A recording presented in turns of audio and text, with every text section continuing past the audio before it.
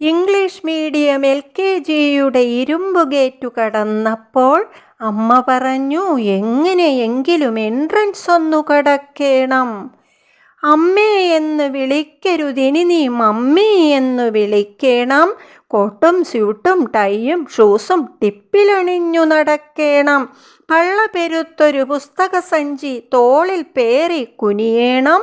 കാണാപാഠം പഠിച്ചു പാടി ഒന്നാം ബെഞ്ചിലിരിക്കണം. വണ്ടിയിലാക്കി ടാറ്റ പറഞ്ഞാൽ മിണ്ടരുതാരും മലയാളം.